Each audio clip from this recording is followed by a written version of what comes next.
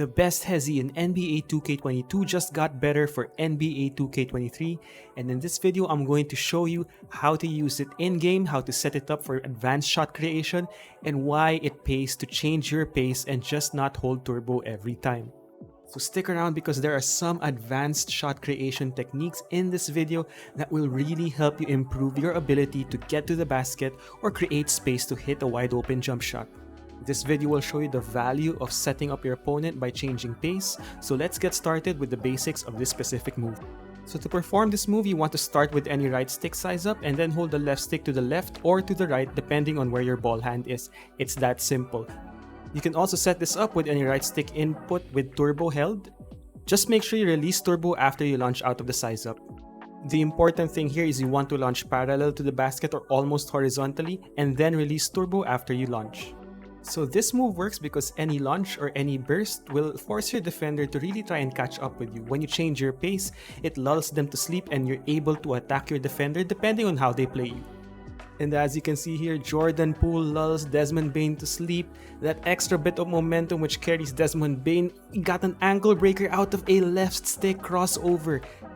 Of course, the first point of attack is to use the change of pace to get a blow by if your defender is playing you very poorly. So immediately after beating Curry, after that hesitation move, I recognize he's in poor position and I just use my momentum towards the basket. One of the best ways to use this move is to use the momentum from that hesitation, that change of pace directly into a step back. As you can see here, it carries Jordan Poole much further. So this move is all about timing. Make sure you take that extra dribble or extra step after that initial hesitation. Doing so will make sure you have a lot of momentum carrying you towards your step back. So what happens if you interrupt the Hesi with an escape jumper too early? Well, this is also very useful because you will get a quick stop pull step back as you can see here. So as you can see here, Curry tries to close out on the driving lane from Luka. I recognize that he's trying to overplay the driving lane, so I hit him with a quick stop step back. So if you're new to 2K, execute any step back or escape jumper by holding R2 and then holding the right stick in the direction where you want to launch. So again, you'll get a different type of step back depending on the direction of your right stick pull. Also, you will need to understand the differences in momentum and when the optimal time is to shoot. Devin Booker already has the most powerful set of step back jumpers in the game, and that extra momentum will get him more space. Here, I can't execute a quick stop because Norman Powell is right there, but since they're on drop coverage, I hit them with the momentum step back jumper. A sneaky way to beat your defender off of this Hesi is to execute a left stick crossover. That is done by holding the left stick up left or up right towards your non-ball hand. You can also use turbo in order to beat your defender much more quickly. So again, if your defender is pressing up against you because Jordan Poole is a threat to pull up, use their momentum against them and hit them with a nasty left stick crossover. So again, just hold the left stick up left or up right towards your non-ball hand while holding turbo to execute this left stick crossover. And this move is so quick, you can even split double teams. As you can see here, Ja Morant gets a wide open lane and blesses Draymond Green. Now you can combo this with other advanced dribble moves using the left stick, such as the jab cross Hesi. That's just nasty. Now of course, also using the right stick crossovers to your advantage depending on the situation will also get you the space you need to get towards the basket. So here we combo that Hesi to that elite snatch back crossover which I showed in a previous video. It's quick, you can change direction very quickly, your defenders won't know what hit them. I mean, just look at the separation that Devin Booker gets off of Jordan Poole from that quick snatch back crossover. Now this one is as a result of one of the biggest upgrades to the moving crossover system that 2K has implemented over the years, and that's by making the moving crossover an attacking size up which is very deadly.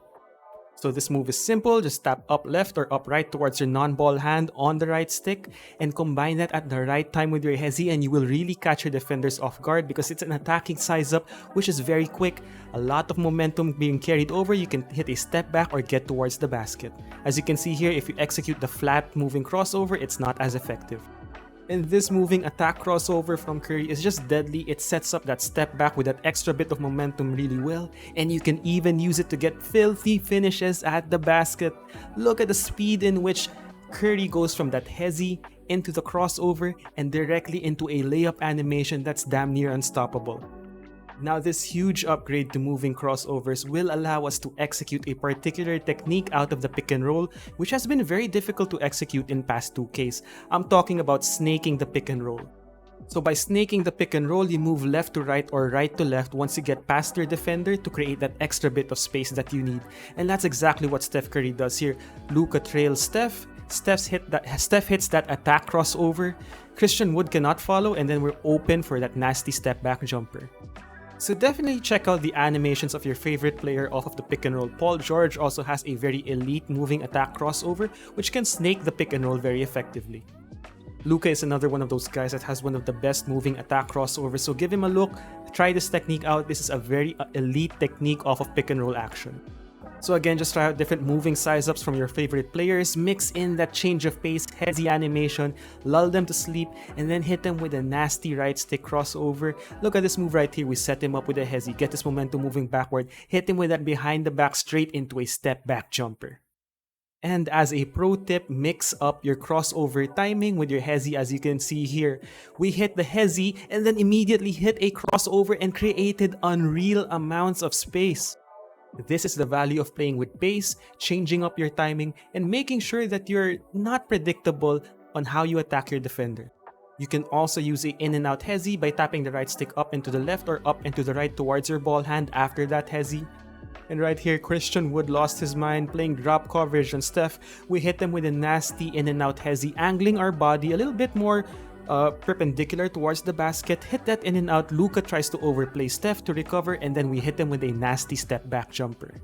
So the thing to note here is that to use the left stick to angle the body of your offensive player, move him around a bit to get the moving crossover that you like. Make sure that he's a bit more perpendicular to the basket to execute that in and out Hesi.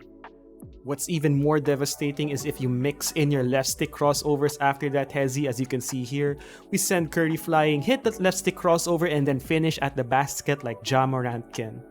So these are more advanced moves that really needs a lot of precision, a lot of patience, and a lot of lab work in order to master. But once you do, the combos you can do out of this hesitation are unreal. Just look at this combo right here.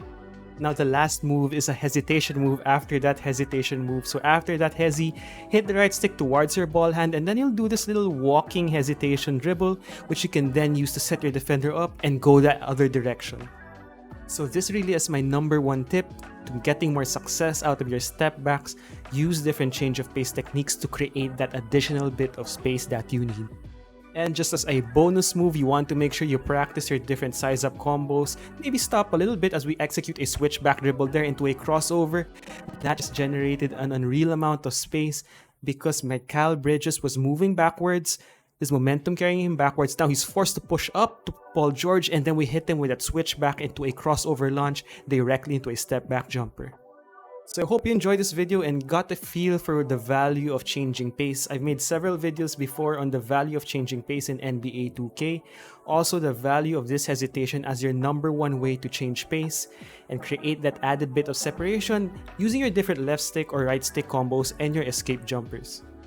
There are also a lot of combos here which are very devastating. I'm not gonna lie to you. Some of these are gonna be really difficult to defend. So good luck with that, whoever's playing you online or offline. So I hope you enjoyed this video. I'll see you in the next one. Thank you very much. We're approaching 5,000 subscribers. I really appreciate all of your support.